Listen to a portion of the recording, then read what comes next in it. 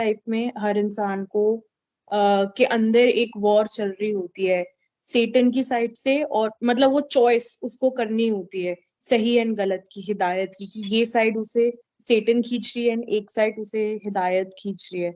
और वो हर छोटी बड़ी चीज में डेली लाइफ में अप एंड डाउन होता है, हम सबको पता है। And Baba ji, let's say कि ऐसी ही एक जंग हो रही होती है डेली लाइफ में, और एक इंसान ब्लेसिंग्स लेने के लिए किसी भी दरगाह जाता है, किसी महापुरुष के दरगाह जाता है, एंड वहां पे वो ब्लेसिंग्स भी लेता है, राहत भी फील करता है उस जंग से, क्योंकि कई बार उस जंग में भी इंसान एग्जॉस्टेड हो जाता है कि हर वक्त चॉइस टेस्ट। तो वो एक महापुरुष के दरगाह में जाके सरेंडर करने की कोशिश करता है, और जैसे ही वो बाहर आता है वो उस जंग में हार जाता है, सेटन उस पे हावी हो जाता है। तो वो बहुत कंफ्यूजिंग हो जाता है कि मैं तो ब्लेसिंग्स लेने आया था महापुरुष के दरगाह पे, लेकिन ऐसा क्यों हुआ कि जैसे ही बाहर आया तो कुछ नेगेटिव हो गया, एंड नेगेटिव मेरी कोई क्वालिटी बाहर आ गई। तो इस पूरी चीज की राइट इंटरप्रिटेशन क्या होगी? बेटे, इंसान का स्पिरिचुअलिटी के अंदर, उसकी लाइफ के अंदर नेगेटिव और पॉजिटिव पारा दोनों तरफ से राइज करता है। जब गुनाह करता है तो इंसान का पाप वाला पारा ऊपर जाता है, और जब नेकी करता है तो इंसान की नेकी वाली साइड लेवल ग्राफ ऊपर हो जाता है। सेटन दिन रात आपके उस ग्राफ पे नजर रखता है कि आपका अभी ग्राफ कौन सा ऊपर जा रहा है, आप पाप में ऊपर जा रहे हैं या आप नेकी में ऊपर जा रहे हैं। जब इंसान का पाप का लेवल बहुत बेहतर हो जाता है, बहुत अच्छा हो जाता है, और फिर पाप ही पाप उसके जहन में आना शुरू हो जाता है, और कभी पॉजिटिविटी की तरफ वो नहीं लगता, सिर्फ नेगेटिव चीजें ही वो करता चला जाता है, तो सेटन आहिस्ता आहिस्ता उससे दूर हो जाता है। सेटन उसको छोड़ देता है, वो जाकर कोई और बिजनेस करने लग जाता है, कोई और काम करने लग जाता है। वो कहता है अब ये खुद सेटन बन गया है, अब मुझे इसके ऊपर वर्किंग करने की जरूरत नहीं है, इसकी बजाय मैं किसी और बंदे पे जाकर यही टाइम लगा लूं, उसको ठीक कर लूं, ये तो अभी खुद ही ठीक हो गया। और दूसरी तरफ है, जब इंसान कोई नेकी के ऐसे लेवल पे जाता है जो शॉर्टली आपके ग्राफ को बहुत राइज करता है, शॉर्टली आपके ग्राफ को वो लोग राइज करते हैं जिन्होंने खुदा के आगे सरेंडर किया हुआ होता है। खुदा के आगे सरेंडर कर देने वाली आत्माओं के पास जब आप जाते हैं ना, तो आप उनके पास, उनके औरा में एक लम्हा जो बिताते हैं ना, एक सेकंड जो बताते हैं, वो 100 साल की पूजा पाठ से आपके उस ग्राफ को उतनी ऊंचाई नहीं मिलती, हाइट नहीं मिलती, जितनी एक लम्हा उनके पास बैठने से मिलती है जिन्होंने खुदा के आगे राइटली सरेंडर किया होता है। तो जब हम किसी ऐसे स्थान पे, ऐसी दरगाह पे जाते हैं जिन्होंने अपनी सारी लाइफ गॉड कनेक्टिविटी में गुजारी होती है, खुदा के आगे सरेंडरनेस में गुजारी होती है, तो हमारा वो ग्राफ जो बिल्कुल नीचे जा चुका होता है ना, वो यकदम राइज करके ना वो बुर्ज खलीफा से भी ऊंचा निकल जाता है।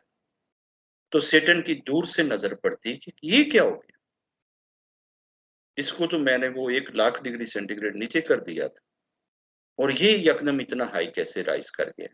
तो वो यकीनन फिर आता है और अपने ताबड़तोड़ हमले जितने जोर से कर सकता है वो करता है, अपनी फुल स्ट्रेंथ से करता है, उस पाप के लेवल को उससे ऊंचा करने के लिए, उससे आगे ले जाने के लिए।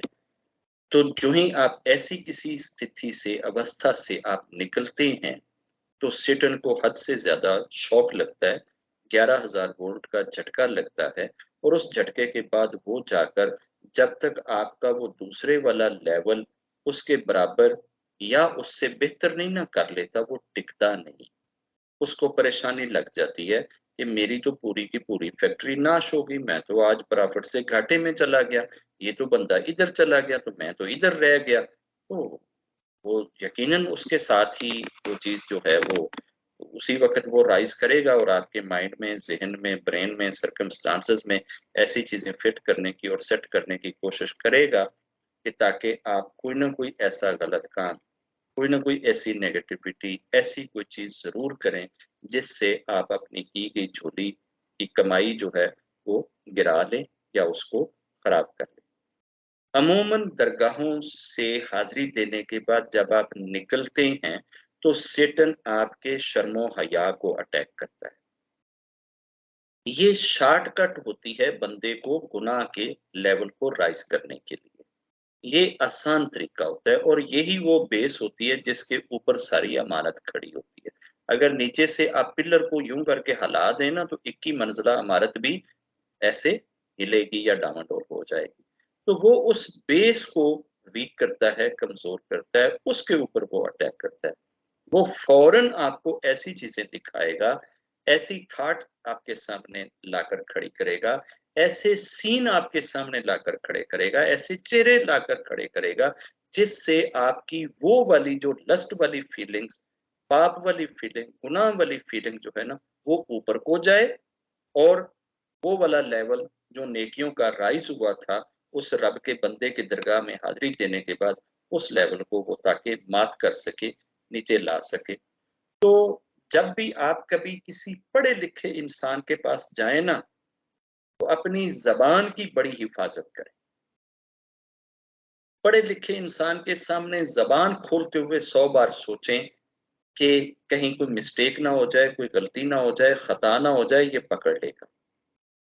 और रब के बंदों के पास जब आप जाते हैं ना, गॉड कनेक्टेड सोल के पास, तो अपने हृदय का पहरा दें, अपने दिल का पहरा दें।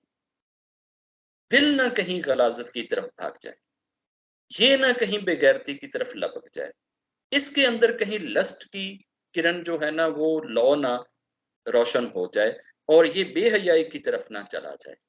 अपने दिल को संभाल लें जब महापुरुषों के दर पे जाएं, क्योंकि वहां आपके दिल के चोरी होने और आपके दिल पे अटैक होने के चांसेस ज्यादा होते हैं। फिर सेटन आकर आपके दिल के सामने वो मंजर, वो सीन, वो यादें, अगर उधर नहीं ना वो सर्कमस्टांसेस पैदा कर सका तो आपके पास्ट को वो खंगालेगा और जिस सीन ने आपको सबसे फास्टली किसी जगह पे डाइवर्ट किया होएगा ना, वो पुरानी यादें, वो पुरानी फीलिंग्स, वो पुराने सीन, वो पुरानी चीजें जो है ना वो आपके सामने स्क्रीन पे डिस्प्ले करेगा। तो तू ते कीता सी, तू छड़ यार, तू इधर किधर है, दरगाहां दे चक्करां च पै गया, चल इनू जाके दोबारा इनू जाके ना फिर तू टिक मार, फिर ਇਹਦੇ ਤੇ क्लिक कर, फिर इसनू ऑन कर, फिर इस नाल कंटैक्ट कर, फिर इसनू याद कर, फिर ਇਹਦੇ ਨਾਲ राब्ते विच आ, ਇਹ चीज़ां क्यों नहीं करता? तो इंसान जब उसी बेगैरती को, बेहयाई को फिर दोबारा से सब्सक्राइब करेगा, फिर दोबारा से उस पर क्लिक करेगा, फिर दोबारा से उसको लाइक करेगा, फिर दोबारा से उसको सोचेगा, फिर दोबारा से उसको अपनी लाइफ का हिस्सा बनाएगा, तो यकीनन वो वाली प्राप्ति आपकी नीचे चली जाएगी और ये वाली प्राप्ति आपकी ऊपर आ जाएगी। तो जहां आपने किसी गॉड कनेक्टेड सोल के दरगाह में हाजिरी देनी है ना, वहीं अपने दिल के ऊपर 7 पर्दे डाल, अपनी आंखों पे 7 पर्दे डाल, फिर जाकर आप ये चीजें करें ताकि आप उस कमाई को सेफ एंड साउंडली वापस लेकर पहुंचे।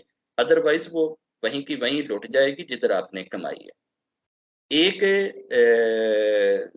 बुजुर्ग इधर गुजरे हैं बरेली में, हमारे देश का एक सिटी है बरेली जगह है, ये बरेली के रहने वाले भी हैं। उधर एक दरगाह है अहमद रजा खान, अहमद रजा खान बरेलवी, जिनके नाम से ये एक सेक्ट भी है, बरेलवी सेक्ट। ये अहमद रजा खान जो है 6 साल की एज में बाजार में खड़े थे। 6 साल की एज बच्चे की कितनी होती है? और आज से वो 100 साल पीछे के 6 साल बच्चे को आप ज़हन में रखें ना, जब कपड़े नहीं होते थे, सिर्फ गले च कमीज पाई होती सी। भाई साहब के भी गले में सिर्फ अकेली कमीज ही थी। 6 साल बच्चे के गले में ही अकेली कमीज थी। मैनू अपने पिंड के बच्चे भी याद ने, ठीक है ना। मेरे पिंड ਦੇ ਵਿੱਚ ਵੀ ਇਦਾਂ ਹੀ ਹੁੰਦਾ ਸੀ ਵੀ ਗਲੇ 'ਚ ਕਮੀਜ਼ ਹੁੰਦੀ ਸੀ, ਨਿੱਕੇ ਨਿੱਕੇ ਬੱਚਿਆਂ ਦੇ ਥੱਲੇ ਤੇ ਕੁਛ ਹੈ ਹੀ ਨਹੀਂ ਹੁੰਦੀ ਸੀ। ਉਹਦੇ ਵੱਡੇ ਜਿਸਲੇ ਜਾ ਕੇ ਹੋ ਜਾਂਦੇ ਸਨ 8-9 ਸਾਲ ਦੇ, ਤਾਂ ਜਾ ਕੇ ਥੱਲੇ ਕੱਛਾ ਪਾਣਾ ਸ਼ੁਰੂ ਕਰਦੇ ਸੀ। ਤੇ ਗਰਮੀਆਂ ਦੇ ਵਿੱਚ ਅਮੂਮਨ ਇੱਕ ਕੱਛਾ ਹੀ ਹੁੰਦਾ ਸੀ, ਫਿਰ ਗਲੇ 'ਚ ਕੋਈ ਸ਼ੈ ਨਹੀਂ ਹੁੰਦੀ ਸੀ, ਤਾਂ ਕੱਛੇ ਨਾਲ ਹੀ ਕੰਮ ਸਾਰਾ ਚੱਲ ਜਾਂਦਾ ਸੀ। तो अब ये भाई साहब खड़े थे और सामने से ना लेडीज गुजरी। जब लेडीज गुजरी तो लोगों ने देखा कि अहमद रजा खान ने अपनी कमीज उठाई और ऐसे करके ना अपनी आंखों पे देकर ना यूं करके खड़े हो गए। अब जब नीचे से आप नंगे हैं, ठीक है ना, पठानकोट सारा दुनिया देखे जा रही है और आपने बरेली को छुपा लिया है, आंखों पे तो आपने पर्दा कर लिया। तो लोगों ने जब वो बच्चियां गुजर गईं, लड़कियां गुजर गईं, तो अहमद रजा खान से ये बात कही कि जी ये आपने क्या किया है। अब अच्छे खासे खड़े थे तो आपने कमीज उठाई और आंखों पे दे ली और आप तो नंगे हो गए, आपको इस चीज से शर्म नहीं आई है। तो वो उन्होंने कहा कि इंसान की सबसे पहले आंख जो है ना, ये बहकती है, ये डाइवर्ट होती है। जब आंख बहकती है तो फिर दिल बहकता है, और जब दिल बहकता है ना, दिल भटक जाता है ना, तो फिर पूरी की पूरी बॉडी भटक जाती है, फिर सब कुछ भटक जाता है। तो मैंने ना वो सुराख को बंद किया, सबसे पहली चीज को जाकर पकड़ा, पहले अपनी आंखें बंद की कि मैं इनको खुला ना रहने दूं। ये जब बंद हो जाएगी ना, तो अल्टीमेटली मेरा हृदय खुद ब खुद बंद हो जाएगा, हृदय नहीं भटकेगा। और जब मेरा हृदय नहीं ना भटकेगा, भले से मुझे दुनिया देखती रहे मैं कैसे खड़ा हूं, मेरा शरीर नहीं भटकेगा। हमें वो तरतीब जहन में होनी चाहिए कि पहली तरतीब शर्म हया की तरफ आपकी आंख होती है।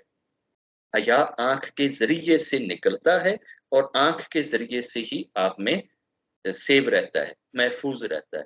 तो अपनी आंखों की हिफाजत आप जितनी करेंगे ना, उतने आप हया वाले होंगे।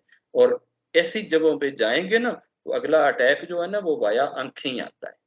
आपकी आंखों के सामने ही ऐसी चीजें आती हैं जहां आप वो अपनी सारी चीजें जो है ना वो गंवा बैठते हैं। रब से दुआ है कि रब अगर कोई नेमत हमारे पास दे। एक बुजुर्ग थे, वो अपने रब से जब प्रे किया करते थे ना, तो उनकी दुआ ये होती थी कि रब्बा जो तूने नेमतें दी हैं ना, इनको कभी जवाल ना आए। जवाल समझते हैं? डेक्लाइन, ग्राफ नीचे को ना जाए, ठीक है। जब फेथ आ गया ना, ईमान का एक दर्जा आ गया ना, अब रब के आगे झुक जाएं, मर जाएं, गड़ जाएं कि रब्बा अब इस दर्जे को, इस ग्राफ को नीचे ना आने देना, अब ये डिक्लाइन में ना जाए, आगे जाए, ठीक है ना, पीछे ना आए। जो ब्लेसिंग तूने एक दफा झोली में दे दी है ना, अब ये छिने ना कभी। जब इंसान अपने रब से ये प्रार्थना करता रहेगा ना कि रब्बा ऐसी ब्लेसिंग्स दे जिनको कभी जवाल ना आए, जो कभी डिक्लाइन में ना जाएं, कभी नीचे ना जाएं, हमेशा आगे को बढ़ें, ऊपर को जाएं, तो यकीनन ऐसी दरगाहों के बाद आपका जो ग्राफ ऊपर जाएगा ना, वो फिर डिक्लाइन में नहीं आएगा। तो डिक्लाइन में तब आता है जब हम इस तरह की चीजों में कहीं कोई फॉल्ट या गलती या मिस्टेक कर बैठते हैं, फिर हमारा ग्राफ नीचे जाए। बाबा जी, बाबा जी इसी में पूछना चाह रही थी कि अगर हम इतने पाक दरबार में जाते हैं, तो जो महापुरुष हैं उनकी जो ब्लेसिंग्स है, क्या वही हमें प्रोटेक्ट नहीं कर सकती शैतान के हथकंडे से? क्या वो ब्लेसिंग्स काफी नहीं होती है, वो नेकी काफी नहीं होती हमें उस गलती से बचाने के लिए या प्रोटेक्ट करने के लिए? बेटे, अगर तो आप किसी जगह पे फंसे खड़े हो ना, और फिर उनकी ब्लेसिंग्स को for the cause of protection आप अगर मांग रहे हो, तो यकीनन वो आपको प्रोटेक्ट भी करती है। हम जिस वक्त जाते हैं ना, हम किसी जगह पे फंसे हुए निकल कर नहीं जाते कि ਇੱਥੇ मेरा दिल फंसिया खड़ा है, ਇੱਥੋਂ ਕੱਢ ਦਿਓ। ਜੇ ਅਗਰ ਅਸੀਂ ਪਹਿਲੇ ਫਸੇ ਖੜੇ ਹੋਈਏ ਨਾ, ਕਿਸੇ ਜਾਲ ਦੇ ਵਿੱਚ, ਕਿਸੇ ਕੁੰਡੇ 'ਚ ਆਏ ਖੜੇ ਹੋਈਏ, ਤੇ ਫਿਰ ਜਾਈਏ ਦਰਗਾਹ ਤੇ ਦਰਗਾਹ ਵਾਲੇ ਨੂੰ ਕਹੀਏ ਕਿ ਸਾਡੀ ਹਿਫਾਜ਼ਤ ਕਰੋ, ਸਾਨੂੰ ਇਸ ਕੁੰਡੇ 'ਚੋਂ ਕੱਢੋ, तो ਦਰਗਾਹ ਵਾਲਾ ਕੱਢ ਦੇਗਾ। ਅਸੀਂ ਦਰਗਾਹ ਵਾਲੇ ਕੋਲੇ ਜਾਂਦੇ ਆ ਆਪਣਾ ਗ੍ਰਾਫ ਉੱਚਾ ਕਰਨੇ ਵਾਸਤੇ, ਆਪਣੀ ਸਪਿਰਚੁਅਲ ਬੈਨੀਫਿਟ ਵਾਸਤੇ, ਆਪਣੀ ਸਪਿਰਚੁਅਲ ਹਾਈਟ ਵਾਸਤੇ, ਸਪਿਰਚੁਅਲ ਬਿਹਤਰੀ ਵਾਸਤੇ। ਜਦੋਂ ਅਸੀਂ ਚੀਜ਼ ਜਾ ਕੇ ਉਹ ਲੈਨੇ ਆ ਤੇ ਇਧਰ ਗ੍ਰਾਫ ਯਕਦਮ ਉੱਚੇ ਜਾਂਦਾ ਹੈ, ਦੂਸਰੇ ਪਾਸੇ ਸਾਰੇ ਸੇਟਨ ਜਿਹੜੇ ਹਨ ਉਹ ਫਿਰ आ जाते हैं कि यार ये बंदा तो काउंसलर भी नहीं बन सकता था, ये यकदम एमपी कैसे बन गया। आपके मोहल्ले में, आपके नेबर में रोज एक बंदा सब्जी की रेड़ी लगाता हो, दूसरे दिन वो एमपी की गाड़ी में बैठ कर आए, तो कितना दुख लगता है यार, ये कोई तुक है एमपी बन गया। तो उनको दुख नहीं लगेगा कि जब आप यकदम एक इतने छोटे ग्राफ से उठकर इतने बड़े ग्राफ पे जाओगे, तो वो क्या आपको छोड़ देंगे? तो यकीनन वो चीज होएगी। और अगर आप की अटैचमेंट, आपकी कनेक्टिविटी, आपकी तार उस दरगाह के स्विच में अभी भी लगी हुई है, आपकी आंखों में अभी भी दरगाह चल रही है, दिल में भी अभी दरगाह चल रही है, सोच में भी अभी दरगाह चल रही है, ख्यालों में भी अभी दरगाह वाला चल रहा है, तो यकीनन अगली जगह पे भी रक्षा हो जाएगी। अगर उत्थे दे लईए उस तो बाद स्विच कढ़िया हुण आके ते बाहर किसी और चैनल च लाओगे तो उत्थे लग जाएगा। तो स्विच लगाने की देर है कि आपने स्विच लगाया किधर। जय